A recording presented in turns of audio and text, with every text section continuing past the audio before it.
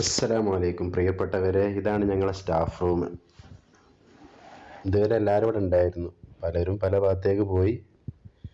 ഇന്ന് എൻ്റെ വർക്ക് എന്നത്തെയും പോലെ കഴിഞ്ഞു. ചായ മുമ്പിൽ കൊടുന്ന് വെച്ചിട്ടുണ്ട്, ഞാൻ കുടിക്കണില്ല. നാളെ ഏതായാലും നോമ്പല്ലേ. ഇവിടെ അവർ ക്യാമറ കണ്ടപ്പോഴേ എന്തോ ഒരു കാര്യം പറയാൻ വേണ്ടി വന്നതാണ്. പോയി. കുട്ടികളെ രസമാണ്. ടാഗൊക്കെ ഞാൻ നാളെ എടുക്കാം. ടാഗൊക്കെ അയച്ചു വെക്കട്ടെ. രാവിലെ ഏകദേശം 10 മണിക്ക് തുടങ്ങിയതാണ് ഞങ്ങളുടെ വർക്ക്. അങ്ങനെ ഇനി വണ്ടി എടുത്ത് പോവട്ടെ.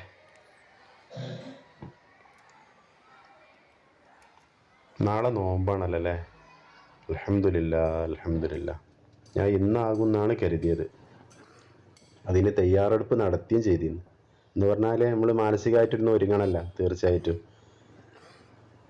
ഇന്നലെ കുറേ ന്യൂസ് നോക്കി നാളാവുമെന്ന്. എന്തോ ഒരു നോമ്പാകുന്നതിൽ വലിയ സന്തോഷം. നല്ലത് തന്നെയല്ലേ അങ്ങനെയൊക്കെ ആവുമ്പോൾ. അപ്പോൾ ആയില്ല, വ്യാഴാഴ്ച നോമ്പ് എന്ന് പറഞ്ഞ്. നമ്മളെ നോമ്പ് എന്ന് പറഞ്ഞാൽ രാവിലെ പ്രഭാതം മുതൽ അന്നപാനീയങ്ങളൊക്കെ ഒഴിവാക്കിയിട്ടുള്ള നോമ്പാണ് അല്ലേ, പ്രദോഷം വരെ.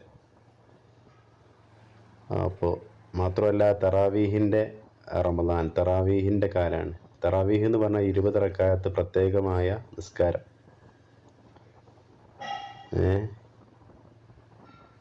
ഒരു നീണ്ട നിസ്കാരം. ഞാനങ്ങനെ തെളിച്ചാക്കി പറയണം എന്താ വെച്ചാൽ, നമ്മളെ വീഡിയോസ് കാണുന്ന അന്യമതസ്ഥരായ സുഹൃത്തുക്കളൊക്കെ ഉണ്ടാവുമല്ലോ. അപ്പോൾ അവർക്കും കൂടി കാര്യങ്ങൾ അറിയാൻ വേണ്ടിയിട്ടാണ് കേട്ടോ. അല്ലാതെ ഞമ്മക്കൊക്കെ ഇത് അറിയുന്നതല്ലേ. അല്ലാഹുവേ. നേരെ റോഡിൽ തിരക്ക് കുറവാണ്. എന്നും ഇറങ്ങുന്നതിൻ്റെ 2 മിനിറ്റ് മുമ്പിലാണ് ഞാൻ ഇറങ്ങിയിട്ടുള്ളത്. അതുകൊണ്ടായിരിക്കാം. അല്ലെങ്കിൽ റോഡ് നല്ല തിരക്കുള്ളതാണ്.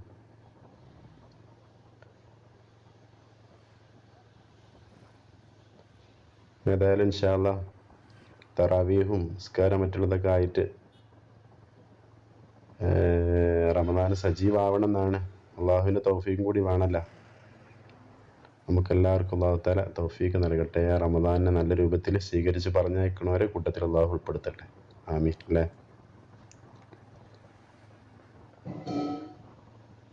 കൂടെ വരിട്ടെ. ഞാൻ ഒരു സംഭവം പറയട്ടെ, ഒരു ചരിത്രം.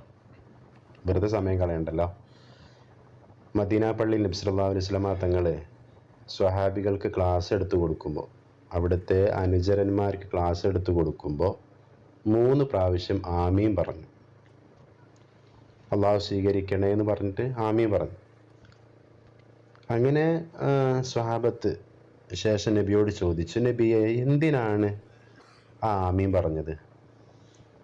അപ്പോൾ നബി സല്ലല്ലാഹു അലൈഹി വസല്ലമ തങ്ങൾ അത് അവിടെ വിശദീകരിച്ച് കൊടുക്കുകയാണ്. അതായത് ജിബ്രീൽ എന്ന മാലാക്ക എൻ്റെ അടുക്കൽ വന്നിട്ട് ഇങ്ങനെ പ്രാർത്ഥിച്ചു, നബിയുടെ പേര് കേട്ടിട്ട് സ്വലാത്ത് ചൊല്ലാത്തവന് നാശമുണ്ടായിരിക്കട്ടെ. അപ്പോൾ ഞാൻ ആമീൻ പറഞ്ഞു. അതേപോലെ രണ്ടാമത്തെ ഒരു പ്രാർത്ഥന കൂടെ ജിബ്രീൽ പ്രാർത്ഥിക്കുകയാണ്, ഈ പുണ്യമാസം റമദാന് വന്നിട്ട് അള്ളാഹുവിനോട് പാപമോചനം ചെയ്യാത്ത ആളുകളുണ്ടെങ്കിൽ അവർക്കും നാശമുണ്ടാവട്ടെ. നബി സല്ലല്ലാഹു അലൈഹി വസല്ലം തങ്ങൾ ആമീൻ പറഞ്ഞു. അതേപോലെ തന്നെ മൂന്നാമത് ജിബ്രീൽ പ്രാർത്ഥിച്ചു, മാതാപിതാക്കൾക്ക് സേവനം ചെയ്യാത്ത മക്കൾക്ക് നാശമുണ്ടാവട്ടെ.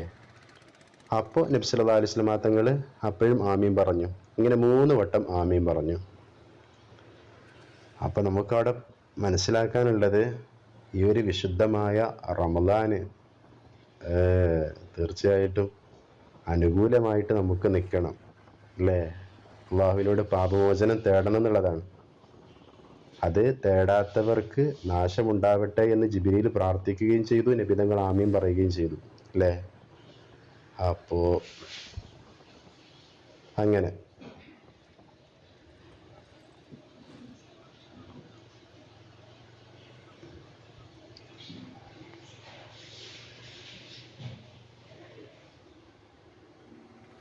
നല്ല റോഡാണ് ഏകദേശം. കുറേ അങ്ങോട്ട് പോയാൽ റോഡ് വർക്കൊക്കെ നടക്കുന്നുണ്ട് കേട്ടോ. ഇവിടെയൊക്കെ നല്ല റോഡാണ്. ഇവിടെ ഇനി വർക്ക് വരാണ്ട്, ആ പൈപ്പ് ലൈൻ്റെ വർക്ക് വരാണ്ട് ഇവിടെ.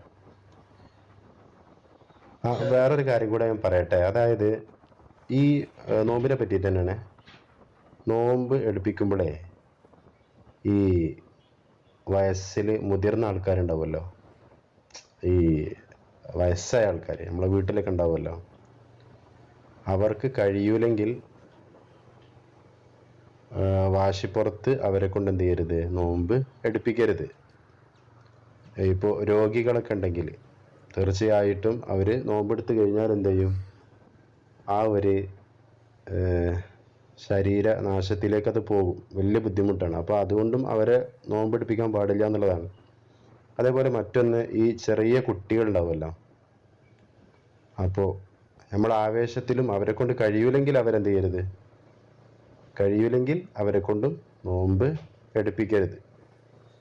പരിശീലിപ്പിക്കുക എന്നല്ലാതെ ഒന്നും വാശിപ്പുറത്ത് ചെയ്യരുത് കേട്ടോ. അപ്പോൾ അതും കൂടെ ഈ ഒരു സമയത്ത് പറയണേ. നമുക്കറിയാവുന്ന കാര്യമാണ്. അതൊക്കെ കൊടിഞ്ഞു കഴിഞ്ഞു, വെള്ളിയാമ്പുറം എത്താനായി. ഇത് മലപ്പുറം ജില്ലയിലാട്ടോ. മലപ്പുറം ജില്ലയിൽ ചെമ്മാട് കൊടിഞ്ഞി റോഡാണ്. ചില ആളുകൾക്ക് റൂട്ട് മനസ്സിലായിട്ടുണ്ടാവില്ല ഇതെന്താ സംഭവം എന്നുള്ളത്. അപ്പോൾ മലപ്പുറം ജില്ലയുടെ ഉള്ളിലുള്ള റൂട്ടുകളാണ് ഇതൊക്കെ.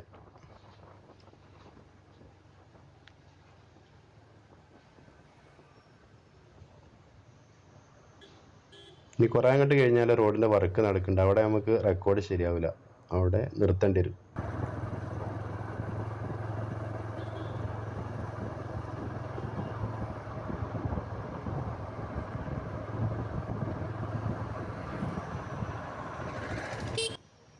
ഏകദേശമൊക്കെ വെള്ളിയാമ്പുറം എത്തിക്കഴിഞ്ഞു. അപ്പോൾ ഇൻഷാ അല്ലാ എല്ലാവരും ഈ നല്ല സമയങ്ങളിൽ പ്രാർത്ഥിക്കുമ്പോൾ എന്നെയും ഉൾപ്പെടുത്തുക എന്ന ദുആവസിയത്തോടെ. അസ്സലാമു അലൈക്കും വറഹ്മത്തുള്ളാഹി.